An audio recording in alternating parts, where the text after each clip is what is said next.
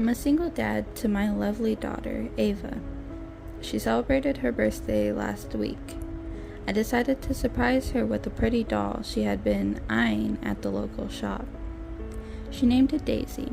Daisy had beautiful brown eyes, wearing a sweet pink dress with cute little shoes. For the first few days, Daisy was Ava's best friend.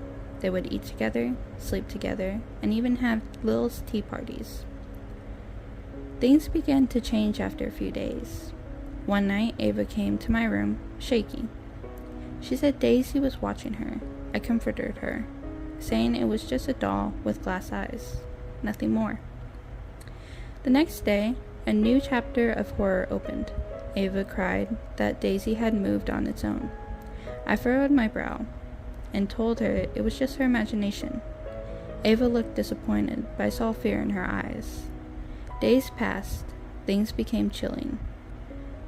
I started noticing Daisy wasn't where I'd left her. She was in a different place every time. On the dining table, near the bathroom, sitting on the couch. Each time, the doll's gaze felt more piercing, almost like it was staring at us. One day, we found Daisy in Ava's school bag when we hadn't put her in. A chill ran down my spine. Ava's face went pale. She stammered. Daisy didn't want me to go to school alone. The incidents amplified my fear.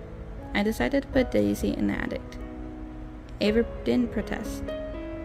I was hoping things would get back to normal, but after a couple of days, Ava woke me up again, saying she heard Daisy talking. By now, I was genuinely scared.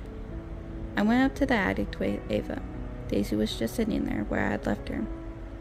To prove Ava wrong, I picked up Daisy and demanded, do something.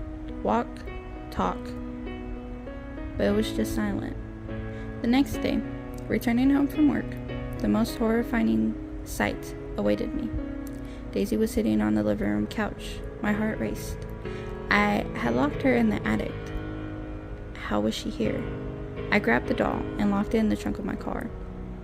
The night we had the first peaceful sleep in weeks, but the peace was short-lived. Early morning, Ava woke me up. She whispered, "Daddy, Daisy is back."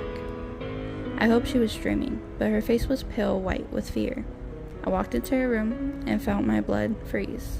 Daisy was there, laying beside her on the bed. I felt terror like never before. I grabbed Daisy and decided to burn her. This nightmare had to end. I started a bonfire in the backyard, threw Daisy in, and watched it burn. Ava watched from the window, silent. That night, Ava slept in my arms. We both needed comfort. Just as we were dozing off, we heard it. A soft, sing-song voice. "Daddy, why did you burn me?" We both sat up, terrified. In the soft glow of the night lamp, we saw something that froze our blood. Daisy, slightly burned, stood there on Ava's bedpost, staring at us with empty glass eyes. Soon after this, we moved into a new town, leaving behind every piece of old life, especially Daisy. But even today, when all is silent, Ava and I shuddered thinking of those glass eyes and that sing-song voice. "Daddy, why did you burn me?"